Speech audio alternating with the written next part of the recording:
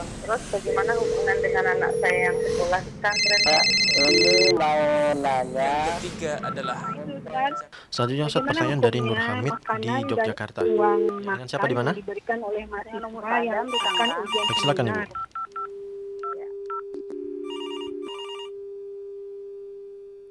Bismillah. Assalamualaikum warahmatullahi wabarakatuh. Ahlan wa sahlan wa Waalaikumsalam. marhaban bikum. Selamat datang pemirsa Fatwa TV dimanapun Anda berada. Alhamdulillah malam hari ini senang sekali rasanya bisa menyapa Anda kembali dalam salah satu program acara di Fatwa TV. Program acara live interaktif Jalan Lurus. Bersama guru kita Ustadz Dr. Abdullah Roy MA Hafidhahullah Ta'ala. Beliau merupakan salah satu anggota Dewan Fatwa Perhimpunan Al-Irsyad. Malam hari ini kami akan memberikan kesempatan kepada pemirsa sekalian yang ingin bertanya seputar akidah kepada guru kita Ustadz Dr. Abdullah Roy MA Hafidhahullah Ta'ala untuk dapat menanyakan melalui dua cara. Yang pertama, Anda dapat menelpon kami melalui telepon satelit di 0331 544 6087 dan juga Anda bisa menghubungi kami via telepon WA di 0821 706087 dan juga nantinya akan kami bacakan pertanyaan-pertanyaan tertulis yang sudah masuk melalui meja redaksi kami di website kami dewanfatwa.my.id. Baik pemirsa, dimanapun Anda berada, alhamdulillah telah bersama kita malam hari ini Al-Ustadz Dr. Abdullah Roy MA Hafidhahullah Ta'ala yang live dari kediaman beliau di Pandeglang, Banten. Kita sapa beliau. Assalamualaikum Ustadz. Waalaikumsalam warahmatullahi wabarakatuh. Masya Allah, bagaimana kabar Ustadz malam hari ini? Alhamdulillah kami baik-baik di Pandeglang. Semoga antum di Jember dalam keadaan baik-baik juga. Amin, Masya Allah, Alhamdulillah kami di sini juga dalam keadaan baik Ustadz. Masya Allah kami ucapkan jazakumullah khairan kepada Ustadz malam hari ini yang telah berkenan membersamai kita untuk nantinya dapat menjawab pertanyaan-pertanyaan yang masuk dan juga memberikan ilmu yang tentunya bermanfaat insya Allah bagi kita semua yang menyimak malam hari ini. Barakallahu fikum Ustadz. Baik juga para pemirsa yang telah menanti kebersamaan kita malam hari ini dan juga menantikan nasihat-nasihat dan juga jawaban yang akan diberikan oleh guru kita malam hari ini Al-Ustadz Dr. Abdullah Roy MA Hafidhahullah Ta'ala. Maka langsung saja kami berikan kesempatan kepada Al-Ustadz Dr. Abdullah Roy MA untuk memberikan untayan nasihat pembuka pada live interaktif malam hari ini. Baik, silakan Ustadz. Bismillahirrahmanirrahim. Alhamdulillah. Salatu wassalamu ala rasulillah wa ala alihi wa sahbihi wa man walah. Para pemirsa Fatwa TV dimanapun antum berada, masing-masing dari kita tentunya memiliki orang tua.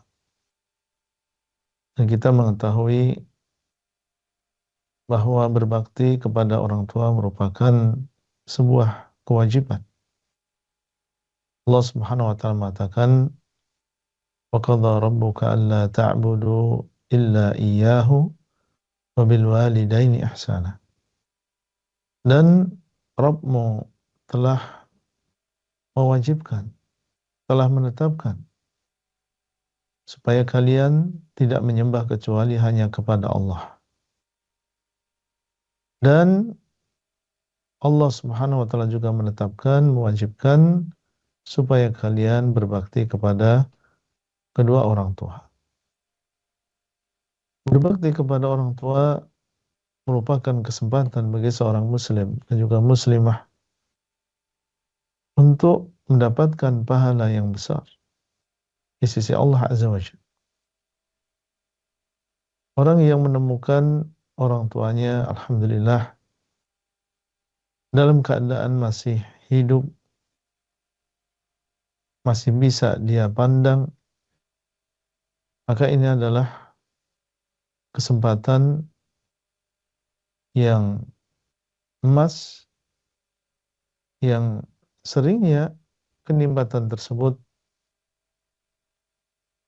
baru terasa besarnya ketika hilang. Jika orang tua sudah meninggal dunia, barulah seseorang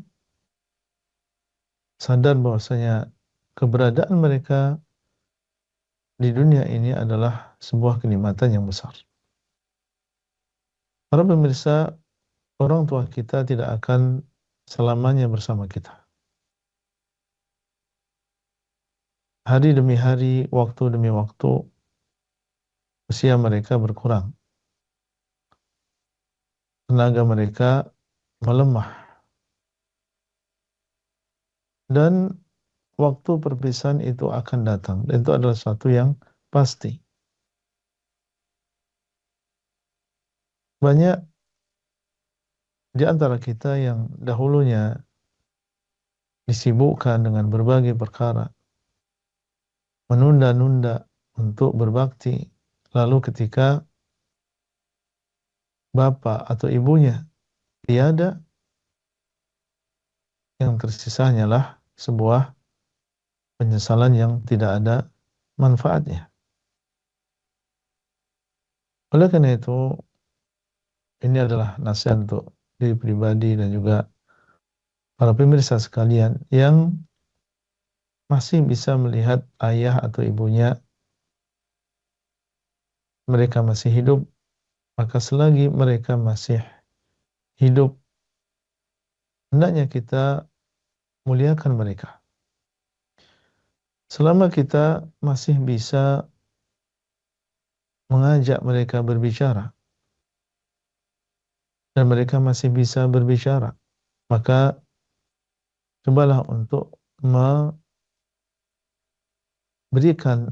waktu kita untuk mendengarkan apa yang mereka ucapkan.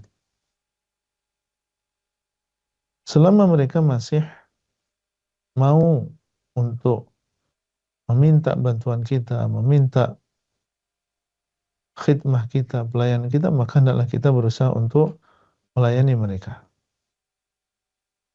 Jangan sampai seseorang menunda-nunda,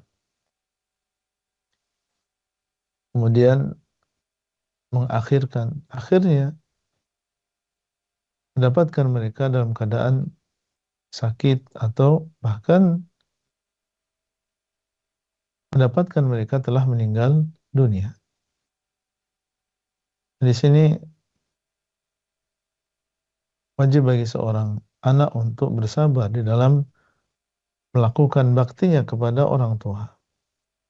Karena memang berbakti kepada orang tua sebagaimana ini adalah amalan yang besar pahalanya, memang itu bukan sesuatu yang mudah.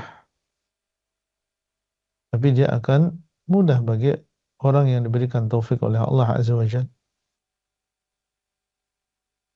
Orang tua kita yang mereka sudah lanjut usia secara khusus, maka seorang anak harus ekstra di dalam bersabar. Karena biasanya orang tua yang demikian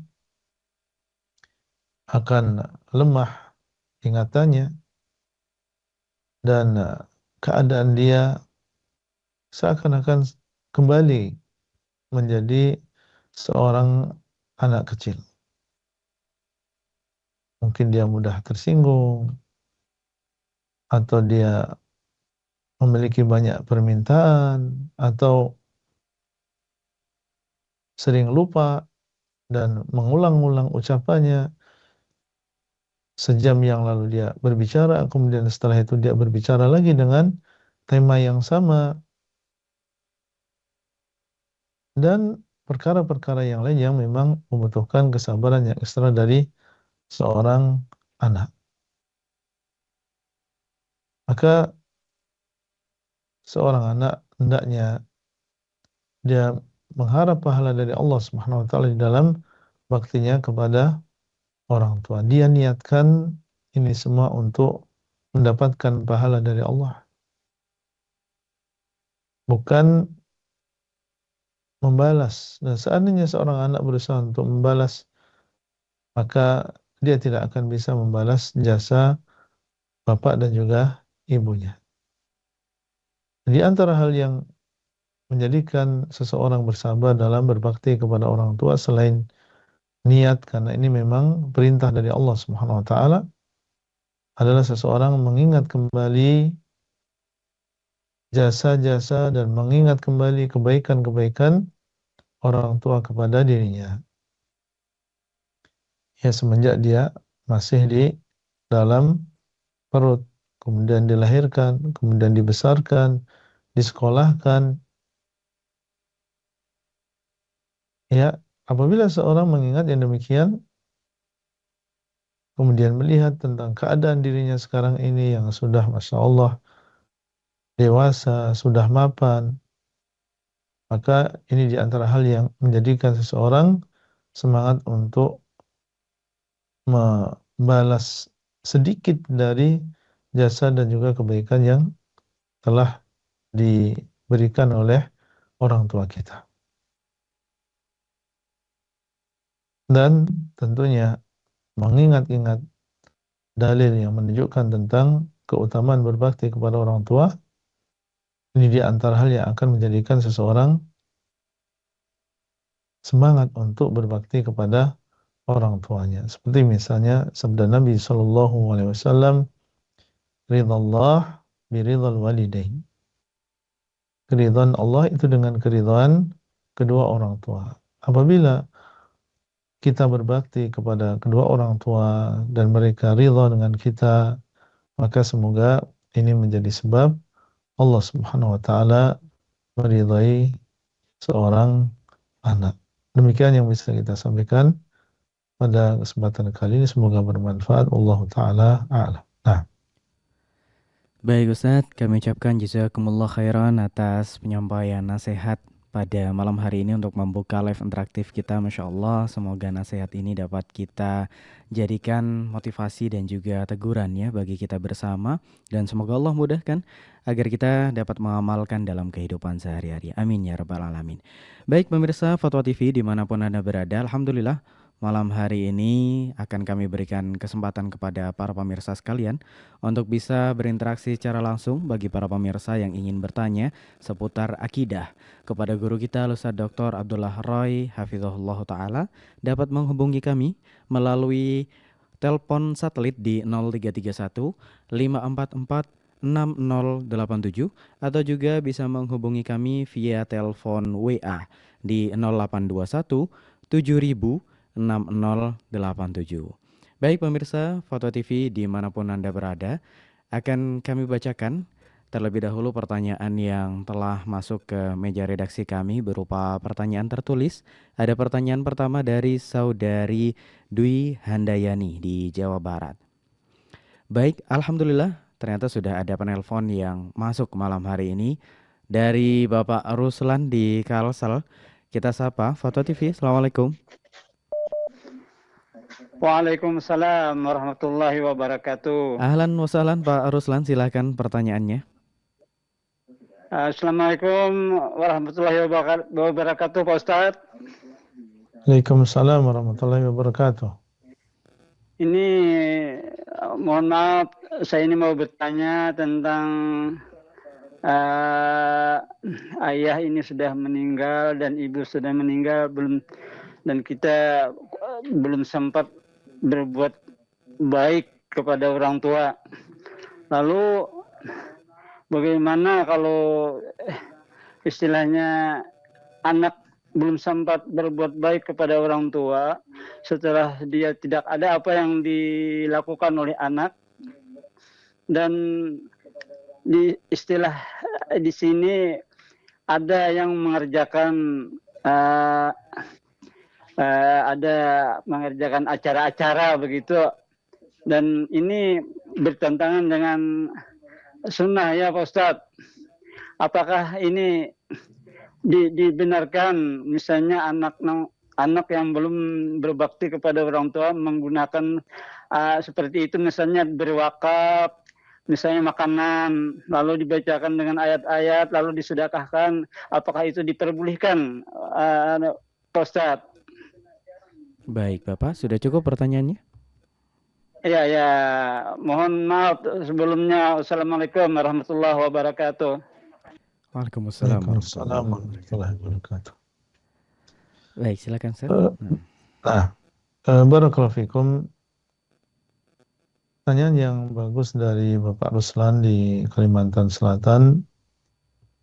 Alhamdulillah, pintu untuk berbakti kepada orang tua masih terbuka meskipun orang tua sudah wafat. Di antara cara untuk berbakti kepada mereka setelah wafatnya mereka adalah dengan mendoakan. Oleh karena itu Nabi SAW di dalam sebuah hadis yang sahih beliau mengatakan, "Idza mata ibnu Adam inqata'a anhu 'amaluhu illa min thalath." Apabila meninggal anak Adam, maka akan terputus amalannya kecuali dari 3 perkara. Maka Nabi SAW menyebutkan di antaranya adalah wawaladun salihun yad'u lah, dan anak yang soleh yang mendoakan untuknya. Jadi meskipun dia meninggal dunia, selama anaknya masih mendoakan, maka dia masih terus mendapatkan berbagai kebaikan. Anak berdoa, "Ya Allah, ampunilah dosa bapak saya, ampunilah dosa ibu saya," dengan sungguh-sungguh dari hatinya, memahami maknanya, mengulang-ulang ucapan tersebut, maka semoga ini menjadi sebab Allah Subhanahu wa taala mengampuni dosa-dosa orang tua kita. Dia sudah tidak mampu untuk mengatakan astaghfirullah di dalam kuburnya. Tapi ketika ada anaknya yang mengucapkan Allahumma ighfirli wa liwalidayya warhamhuma kama rabbayani shaghira, semoga yang demikian menjadi sebab Allah Subhanahu wa taala mengampuni dosanya. Di dalam sebuah hadis didatangkan seorang orang tua di hari kiamat. Kemudian dia mendapatkan derajat yang tinggi di dalam surga. Padahal dia merasa bahwa selama ini ketika dia di dunia, dia tidak terlalu banyak amal, dan amalannya tidak sampai mengangkat dia di derajat yang demikian tingginya. Maka dia pun bertanya, dari mana derajat yang tinggi ini? Maka dikatakan kepada orang tua tersebut, istighfari waladika lak, ini adalah dengan istighfar anak-anakmu untukmu. Ini menunjukkan tentang keutamaan mendoakan orang tua, baik yang masih hidup maupun yang sudah meninggal dunia. Beristighfar untuk mereka, memohonkan rahmat, memohonkan ampunan. Di antara hal yang bisa kita lakukan adalah bersedekah atas nama orang tua. Dan sedekah di sini baik sedekah yang sifatnya jariyah, yaitu terus mengalir pahala tersebut, seperti misalnya wakaf ke masjid misalnya, atau ke pesantren yang di situ kaum muslimin melakukan sholat 5 waktu. Di situ mereka menuntut ilmu. Selama fasilitas tersebut dipakai, tempat tersebut dipakai, maka akan mengalir pahalanya untuk orang tua kita. Kita niatkan ketika menitipkan harta tersebut ke masjid atau ke pesantren, niatnya adalah untuk orang tua kita.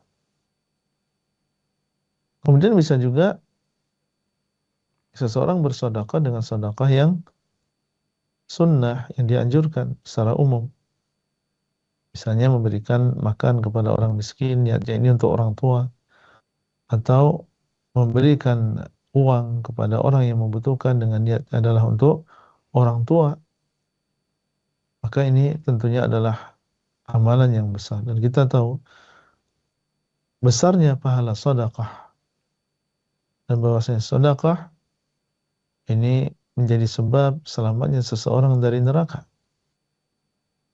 Dan bahwasanya orang yang berinfak di jalan Allah Azza wa Jalla, Allah Subhanahu wa taala akan melipat gandakan. Kemudian di antara yang bisa dilakukan adalah seorang menghajikan atau mengumrahkan orang tua. Baik orang tua sudah pernah umrah atau haji sebelumnya atau belum. Maka ini termasuk di antara yang bisa dilakukan oleh anak untuk orang tuanya. Menyambung tali silaturahim, kerabat orang tua diziarahi, didatangi. Kalau dia punya saudara yang mereka adalah paman kita atau bibi kita, maka kita bersilaturahim kepada mereka. Ini termasuk di antara birrul walidain. Dan wallahu alam, di antara yang menjelaskan yang demikian adalah bahwa ketika seseorang atau seorang anak bersilaturahim kepada orang-orang yang dicintai oleh bapak ibunya dan mereka berdua sudah meninggal dunia, maka ini menjadi sebab ya orang-orang tersebut akhirnya mengingat, oh ini adalah anak si fulan, ini adalah anak si fulan. Kemudian dia merasakan betapa berbaktinya anak ini karena dia mau menyambung ya kekeluargaan, menyambung silaturahim dengan orang-orang dekat bapak dan juga ibunya, sehingga mereka pun mendoakan untuk orang tua kita dengan sebab kita bersilaturahim dengan mereka. Nah, ini di antara hal-hal yang bisa dilakukan. Adapun hal-hal yang tidak disunnahkan, bahkan itu adalah termasuk bid'ah, seperti misalnya yang tadi disebutkan dalam pertanyaan yang dinamakan dengan tahlilan atau yasinan, maka kita tahu bahwa ini tidak ada dalilnya. Tidak ada dalilnya. Kalau kita melakukannya, pertama kita rugi secara dunia, kemudian yang kedua kita rugi secara agama. Kenapa rugi secara dunia? Karena kita mengeluarkan harta kita. Kemudian yang kedua secara agama tidak ada manfaatnya di sisi Allah Azza wa Jalla.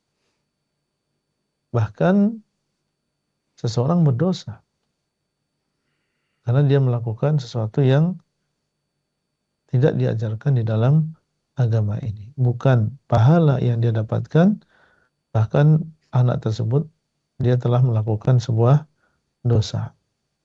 Nah ini tentunya seorang anak berusaha bagaimana supaya apa yang dia lakukan ini benar-benar bermanfaat kepada orang tuanya, cukup dengan apa yang tadi kita sebutkan, semoga bermanfaat. Nah, Baik Ustadz, jazakumullah khairan atas jawaban dari Ustadz. Masya Allah, semoga dapat dipahami dengan baik kepada Bapak yang bertanya tadi dari Kalsel ya, dan juga semoga menjadi ilmu yang bermanfaat bagi kita semua yang menyimak malam hari ini.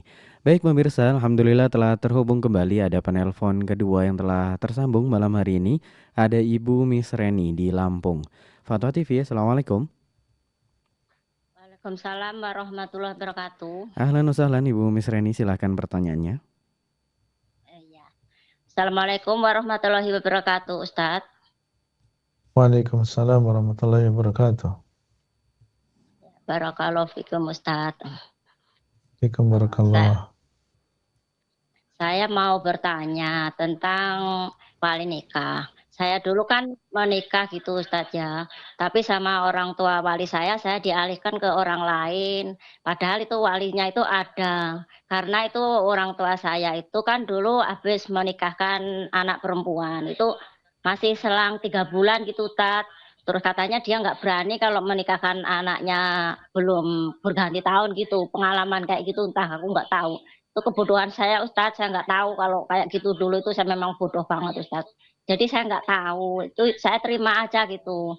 Nah itu terus waktu itu kan saya itu janda gitu ya intinya itu. Udah bercerai itu udah lama, udah 1 tahun gitu Ustadz. Tapi kan bercerai itu ya udah disaksiin sama keluarga kedua belah dari suami saya itu memang udah cerai gitu, cuman nggak dapet surat cerai gitu. Terus saya waktu nikah itu digadisin gitu sama itu Pak penghulunya gitu itu. Terus itu gimana status pernikahan saya itu sah nggak itu ya Ustadz? Karena kan ada walinya, cuman walinya dikasih sama orang lain gitu Ustadz. Itu saya tahu terbuka setelah saya itu mengenal sunnah kayak gitu. Jadi sekarang saya harus gimana gitu Ustadz ya? Apa kalau seandainya itu nggak sah, saya harus gimana gitu? Kan udah 30-an tahun Ustadz dari sekarang itu. Nah, itu aja Ustadz. Mohon tausiahnya. Jazakumullah khairan kasiron atas tausiahnya Ustadz. Barakallahu fikum. Assalamualaikum warahmatullahi wabarakatuh. Waalaikumsalam warahmatullahi Waalaikumsalam warahmatullahi wabarakatuh. Barakallahu fikum. Inti dari pertanyaan yang tadi disebutkan adalah tentang seorang ayah yang dia menunjuk orang lain untuk menjadi wali nikah, yaitu dia menjadi wakil bagi ayahnya dalam menikahkan putrinya. Maka ini suatu yang boleh, dan pernikahan yang terjadi adalah pernikahan yang sah. Ya, karena memang di sini orang tua yaitu ayah adalah yang utama, dan dia telah mewakilkan yang demikian kepada orang lain. Sekali lagi, ini adalah pernikahan yang sah. Alhamdulillah. Kapan menjadi suatu yang tidak sah? Ya, menjadi tidak sah apabila langsung diambil oleh orang lain tanpa izin wali. Di sana ada ayahnya, kemudian langsung diambil alih oleh yang lain, padahal tidak ada di sana tidak ada izin dari ayahnya. Ini yang tidak diperbolehkan. Adapun ayah dia telah menunjuk orang lain dan mewakilkan akad tersebut kepada orang lain, maka ini sesuatu yang diperbolehkan. Wallahu ta'ala a'lam. Nah, Baik Ustadz, perihal tadi sempat digadiskan itu Ustadz dari penghulunya, bagaimana status hukumnya itu Ustadz? digadiskan gimana itu? Status beliau tadi sebenarnya janda, cuma karena tidak ada surat cerai yang resmi, sehingga ketika menikah lagi kemudian dianggap gadis seperti itu. Keterangan beliau seperti itu tadi disampaikan. Kalau dilihat dari sisi sahnya maka sah. Siap. Nah, Baik. wallahu ta'ala a'lam. Masya Allah, siap Ustadz. Jazakumullah khairan atas penjelasan yang telah diberikan. Masya Allah, semoga dapat dipahami dengan baik oleh Ibu Misreni tadi yang sempat bertanya dari Lampung ya. Dan juga bagi kita semua yang mungkin memiliki permasalahan yang sama, semoga menjadi jawaban dan juga jalan keluar.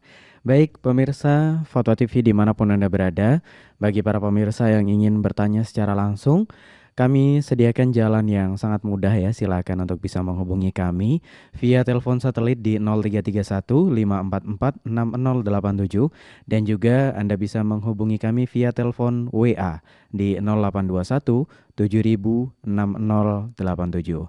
Dan kami mohon kepada para pemirsa yang nantinya sudah tersambung untuk bisa mengecilkan sedikit volume televisi ataupun gadgetnya sehingga tidak terjadi feedback pada live interaktif malam hari ini.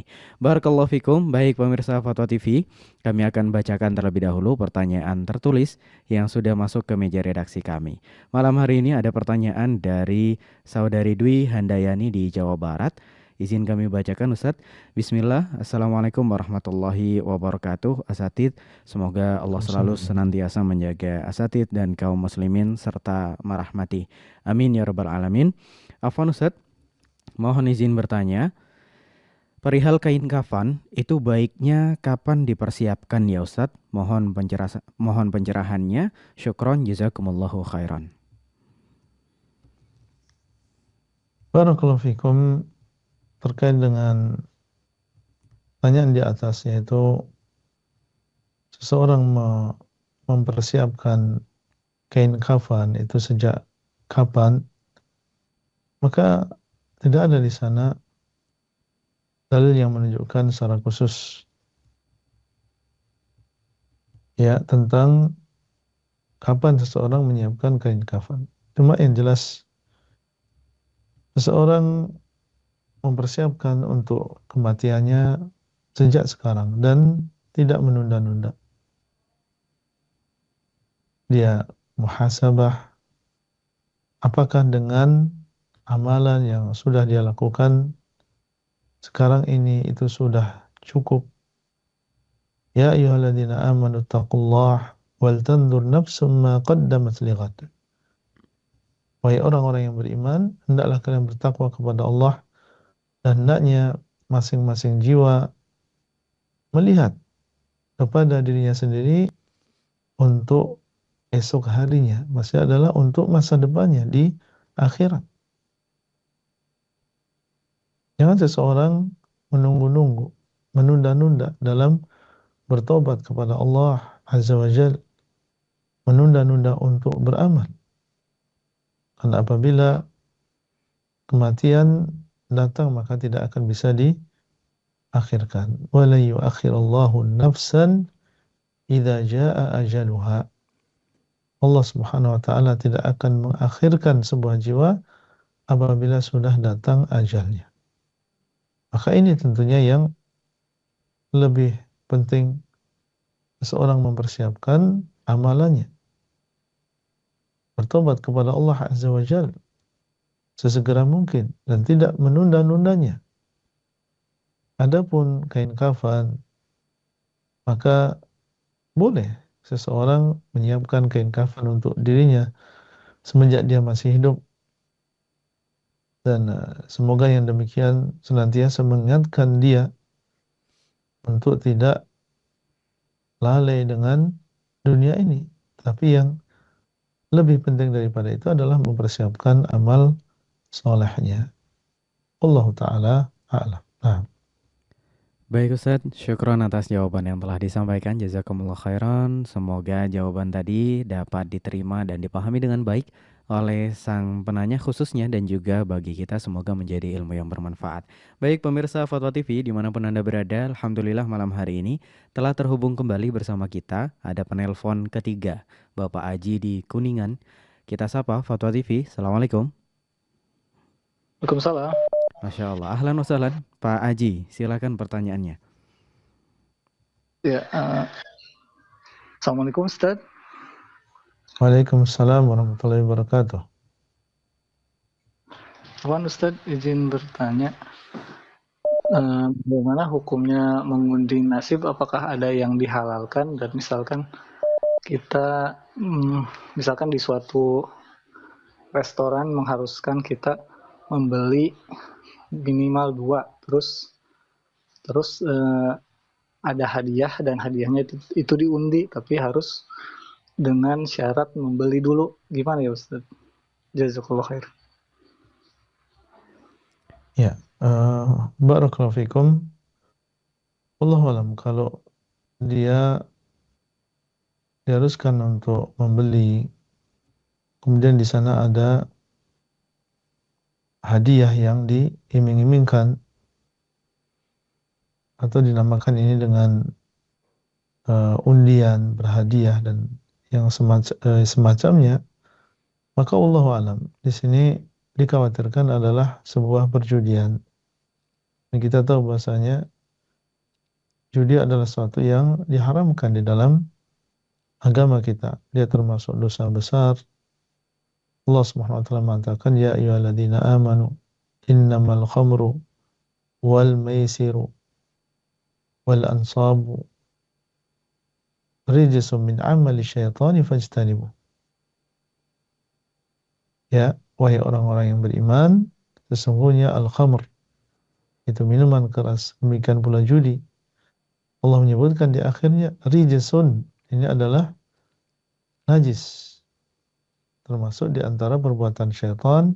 Fajtanibu, maka hendaklah kalian menjauhi yang demikian. Apa yang disebutkan dalam pertanyaan tadi, transaksi yang di situ ada istilahnya adalah kemungkinan untung, kemungkinan rugi. Di sini ada resikonya tanpa ada sesuatu yang pasti, maka ini adalah termasuk sesuatu yang diharamkan. Jadi wallahu alam, seorang berhati-hati di dalam masalah rezeki, jangan sampai ada yang masuk di dalam kantongnya, ada yang masuk di dalam perutnya, sesuatu yang diharamkan oleh Allah Azza wa Jal. Apalagi Nabi SAW pernah mengatakan, kullu lahmin nabata min suhtin fannaru awla bihi. Setiap daging yang tumbuh karena sesuatu yang diharamkan, maka neraka itu lebih pantas bagi dirinya. Wallahu ta'ala a'lam. Nah, Baik Ustadz, jazakumullah khairan atas jawaban yang telah diberikan. Semoga jawaban tadi dapat dipahami dengan baik dan menjadi solusi ya bagi yang bertanya khususnya, dan juga bagi kita semua yang menyimak. Semoga menjadi ilmu yang bermanfaat. Amin ya rabbal alamin. Pemirsa Fatwa TV dimanapun Anda berada, alhamdulillah telah terhubung kembali. Ada penelpon keempat malam hari ini, Ummu Zaki di Lampung. Kita sapa Fatwa TV. Assalamualaikum. Assalamualaikum.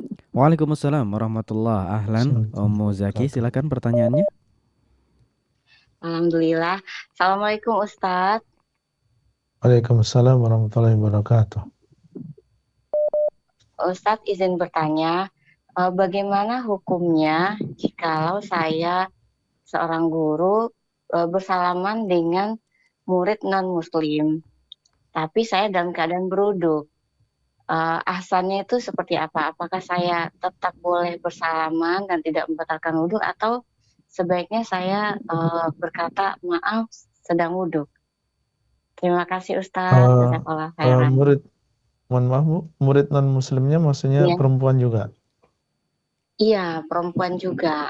Kalau dengan laki-laki kan memang tidak, tapi ini Ya. perempuan. Terima kasih Ustadz. Baik. Assalamualaikum. Waalaikumsalam warahmatullahi wabarakatuh. Baik, asalnya tidak ada di sana larangan. Tidak ada di sana larangan seseorang bersalaman dengan non-muslim. Memang Allah SWT menyebutkan di dalam Al-Quran bahwasanya innamal musyrikuna najas. Sesungguhnya orang-orang musyrikin, mereka adalah orang-orang yang najis. Dan yang dimaksud dengan najis di sini adalah najis yang maknawi. Ya, akidah mereka itu adalah akidah yang najis. Keyakinan mereka adalah keyakinan yang najis, itu maksudnya. Bukan najis yang secara fisik seperti najisnya kotoran manusia misalnya, mohon maaf. Ya, ini adalah najis secara fisik. Adapun najisnya orang-orang kafir, orang-orang musyrik, maka ini adalah najis yang maknawi. Sehingga tidak masalah ya seorang wanita muslimah bersalaman dengan wanita Nasrani atau wanita musyrikah. Tidak ada di sana hal yang melarang, tidak ada dalil yang melarang. Jadi dalam keadaan berwudu atau tidak dalam keadaan berwudu boleh. Ya, tidak masalah seseorang wanita muslimah bersalaman dengan wanita yang bukan muslimah. Wallahu ta'ala a'lam.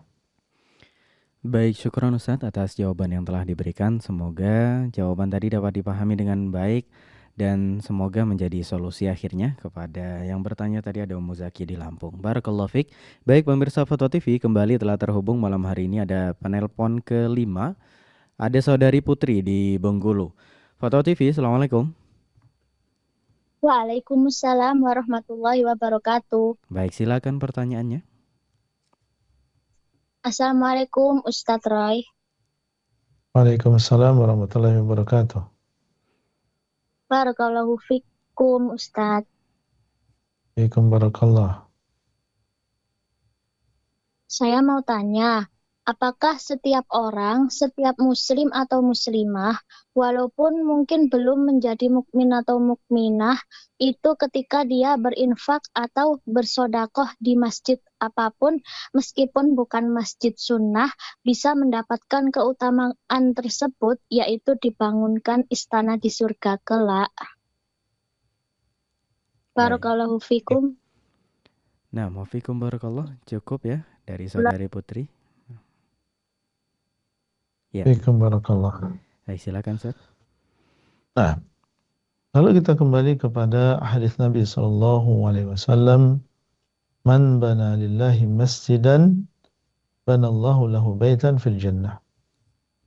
Barang siapa yang membangunkan atau membangun sebuah masjid lillah, itu karena Allah Subhanahu wa taala, bukan karena riya. Dan masjid di sini umum, baik masjid yang di situ alhamdulillah dibangun di atas sunnah, banyak orang-orang yang mereka berpegang teguh dengan sunnah, sholat di masjid tersebut. Ataupun itu adalah masjid yang umum, yang masih banyak saudara-saudara kita yang di situ belum mengenal tentang sunnah dan belum berpegang teguh dengan sunnah Nabi SAW. Artinya masih dilakukan bid'ah di masjid tersebut. Maka ucapan Nabi SAW, man bana lillahi masjidan, barang siapa yang membangun untuk Allah sebuah masjid. Masjid apa saja. Yang penting orang tersebut melakukannya dalam keadaan lillah, yaitu dalam keadaan karena Allah Azza wa Jalla. Banallahu lahu baitan fil jannah, maka Allah Subhanahu wa taala akan membangunkan untuknya rumah atau istana di dalam surga. Jadi intinya baik seorang muslim maupun muslimah, yang penting dia ikhlas dalam menginfakkan sebagian hartanya untuk pembangunan masjid, maka kita berharap dia mendapatkan pahala sebagaimana disebutkan dalam hadis tadi. Wallahu taala a'lam. Nah. Baik Ustaz, jazakumullah khairan atas jawaban yang telah diberikan. Masya Allah, semoga dapat dipahami dengan baik ya dari pertanyaan saudara Putri tadi di Lampung atau di Bengkulu ya. Baik, selanjutnya ada pertanyaan kembali yang masuk. Kali ini dari saudari Putri. Nah, di Lampung. Baik, ahlan wa sahlan. Assalamualaikum. Waalaikumsalam warahmatullahi wabarakatuh. Baik, silakan. Assalamualaikum warahmatullahi wabarakatuh. Waalaikumsalam warahmatullahi wabarakatuh. Assalamualaikum Ustadz. Ana izin bertanya, meminta penjelasan. Ana baru saja membaca perkataan ulama Hasan al-Basri rahimahullah bahwa salah satu hukuman untuk penuntut ilmu adalah matinya hati. Matinya hati itu berupa mengejar dunia dengan amalan akhirat. Mohon penjelasannya itu maksudnya bagaimana Ustadz? Jazakallahu khairan barakallahu fiik. Assalamualaikum barakallah. Pertanyaan yang bagus dari penanya tentang ucapan sebagian salaf yang mengingatkan kita sebagai seorang penuntut ilmu, yang kita tahu bahwasanya ilmu ini memiliki kedudukan di mata manusia. Orang yang berilmu maka dia akan dipandang, sehingga seorang yang menuntut ilmu untuk ikhlas di dalam menuntut ilmu ini bukan perkara yang mudah. Dan dalam hal ini Al-Hasan al-Basri mengingatkan seorang penuntut ilmu, jangan sampai ketika dia menuntut ilmu menginginkan dari menuntut ilmu tersebut perkara dunia, mengejar ketenaran atau ingin dikedepankan oleh manusia, atau bahkan ingin mendapatkan harta dunia dengan sebab ilmu yang dia dapatkan. Menuntut ilmu ini adalah amalan, dia adalah amalan akhirat. Jangan sampai seseorang ketika dia menuntut ilmu, dan menuntut ilmu adalah amalan akhirat, digunakan hanya untuk mengejar-ngejar dunia. Karena kalau demikian keadaannya, seperti yang diungkapkan oleh Al-Hasan Al-Basri di sini, adalah akan menjadi sebab matinya hati seseorang. Ini adalah peringatan keras tentunya. Dan yang dimaksud dengan mautul qalb, matinya hati seseorang, ya seorang yang secara khusus di sini adalah penuntut ilmu yang mengejar dunia dengan amalan akhirat, maka matinya hati ini ditandai dengan tidak tersentuhnya dia dengan ayat dan juga hadis atau nasihat. Ia tidak bisa menembus hatinya.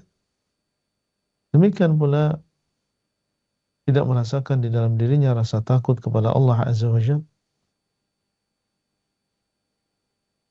Demikian pula dia merasakan bahwa setiap amalan yang dilakukan semuanya ditujukan untuk mencari dunia tersebut. Nah, ini dikhawatirkan apabila keadaan seseorang demikian, maka dia telah memiliki hati yang telah mati, hati yang telah tidak memiliki ruh kembali.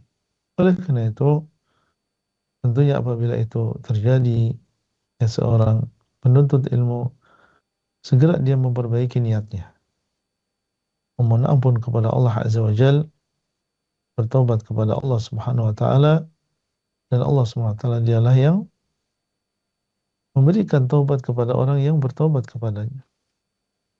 Dan dialah yang mengatakan wa tubu ilallahi jami'an ayyuhal mu'minuna la'allakum tuflihun. Dan hendaklah kalian bertobat kepada Allah semuanya, wahai orang-orang yang beriman, semoga kalian menjadi orang-orang yang beruntung.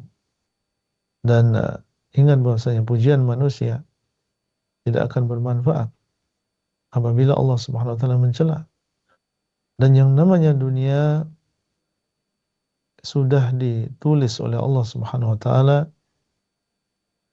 dan sudah selesai ditulis di dalam Lauhul Mahfuz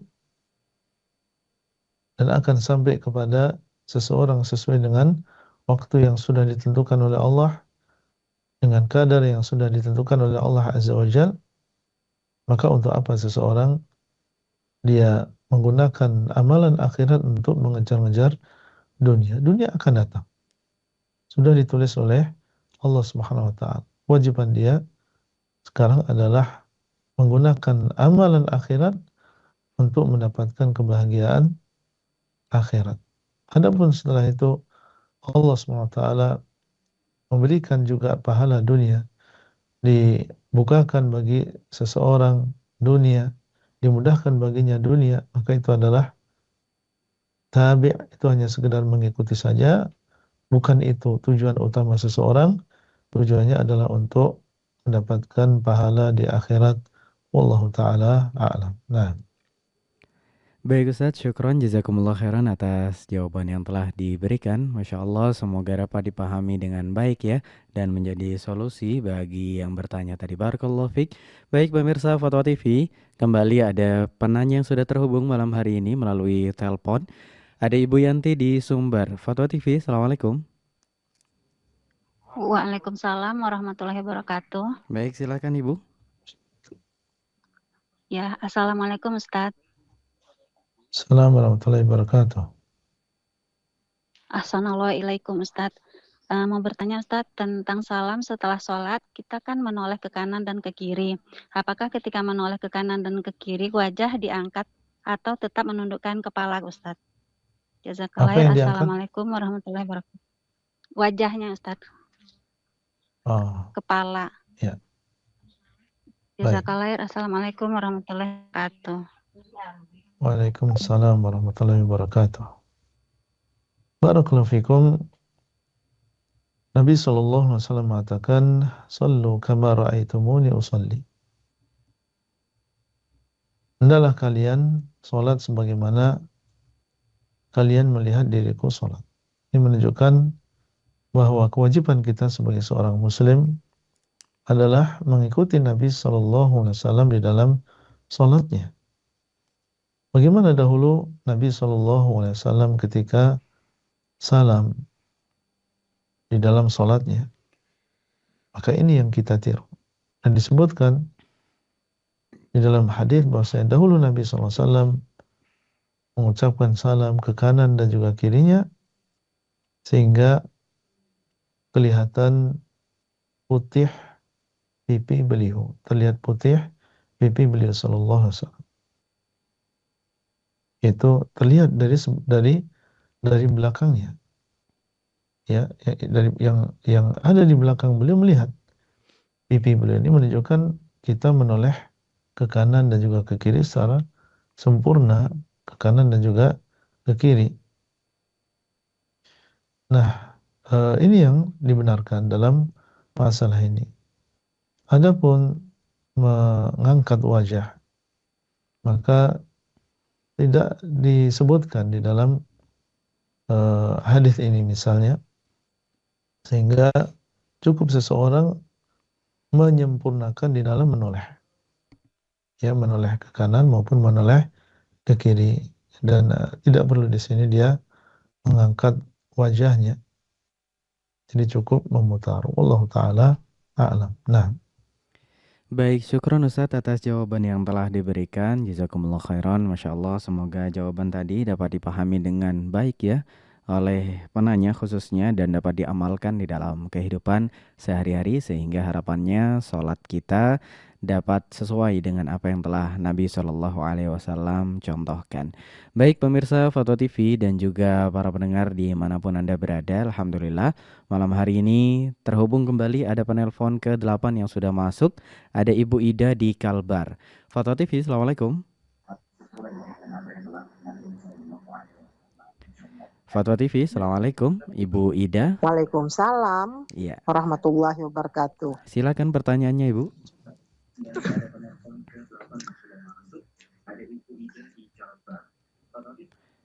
Baik, Iya. silakan. Iya, Pak Ustadz, saya mau bertanya.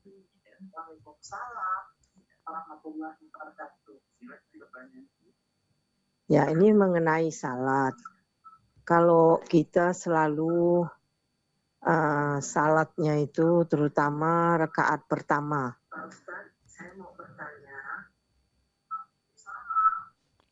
Iya, Ibu, rakaat pertama, kemudian. Iya, rakaat pertama itu kita kadang-kadang tuh blank, nggak ada ingat apa yang kita baca itu. Apakah udah baca Al-Fatihah atau belum? Terus kalau kita kadang-kadang kita udah membaca ayat, boleh enggak kita mengulang tentang Al-Fatihah lagi? Iya, cukup Ibu? Iya, barakallahu fiik, berkaitan dengan sholat ketika tidak yakin telah membaca surat Al-Fatihah kemudian sudah sampai membaca surat, apakah boleh diulang membaca Al-Fatihah lagi, begitu ya Bu? Baik, silakan Ustaz. ya. Barakallahu fikum. Kalau memang seseorang dalam keadaan keraguan yang besar,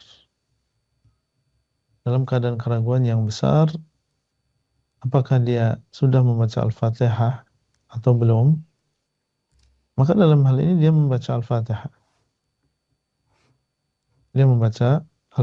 Dia mengulang lagi. Meskipun dia sudah membaca ayat. Karena Al-Fatihah sebagaimana kita tahu ini adalah rukun di antara rukun-rukun salat.